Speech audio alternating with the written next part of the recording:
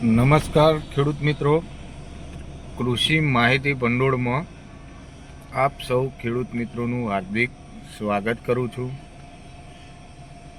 ખેડૂત મિત્રો, આજે આપણે વાત કરવાની છે કે ખેડૂત ખાતેદાર અકસ્માત વીમો કઈ રીતે મળે,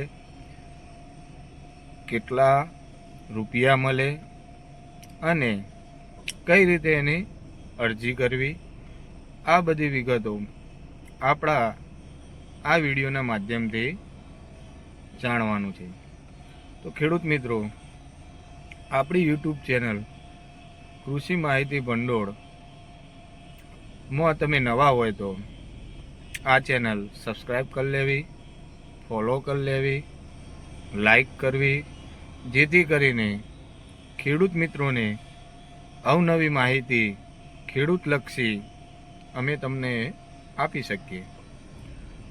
ખેડૂત ખાતેદાર અકસ્માત વીમામાં આપણે જોવા જઈએ તો ખેડૂત મરણ પામે ત્યારે ખાતેદારને કુલ 6 લાખ રૂપિયા સરકાર દ્વારા આપવાનો નિર્ણય કરેલો છે.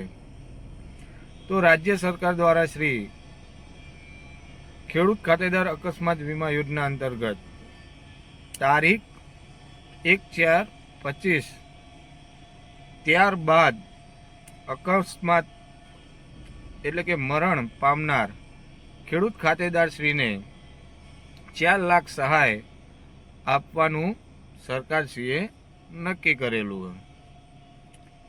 આ ખેડૂત સહાય એ હાલ આપણી ગુજરાત સરકાર દ્વારા અને રાજ્ય સરકાર દ્વારા અમલમાં મૂકવામાં આવી છે. ખેડૂત મિત્રો, સહાયની વિગતો એટલે કે કઈ રીતે તમને અને કેટલા રૂપિયા સરકાર ચૂકવે છે અને જિલ્લા પંચાયત કેટલા ચૂકવે છે, તો જોવા જઈએ તો રાજ્ય સરકાર દ્વારા કુલ 4 લાખ રૂપિયા અને જિલ્લા પંચાયત દ્વારા 2 લાખ રૂપિયા, એમ કે કુલ 6 લાખ રૂપિયા સહાય ખેડૂતને એટલે કે મરણ પામનાર ખેડૂતને મળવા પાત્ર છે. ખેડૂત મિત્રો, આ મરણ પામેલા ખેડૂત મિત્રને એમના જે વાલીશ્રીને આ અરજી કરીને એમના એકાઉન્ટમાં જમા કરવામાં આવશે. ખેડૂત મિત્રો, આ અંગેની માહિતી અને ફોર્મ ભરવાની વિગતો તમારે પહેલાં તો ગામમાં આવતા ગ્રામ સેવક દ્વારા ફોર્મ ભરાવાનું રહેશે. બીજું કે પેટા વિભાગ દ્વારા પણ આ ફોર્મ ભરી આપવામાં આવશે. અને ત્રીજી જગ્યાએ જિલ્લા કક્ષાએ તમારે આ ફોર્મના ડેટા મોકલવા પડશે.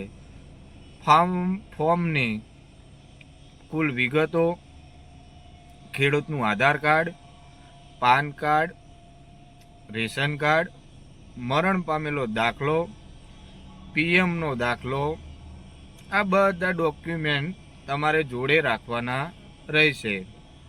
અને ફોર્મ ભરતી વખતે આ બધી વિગતો તમારે આપવાની રહેશે.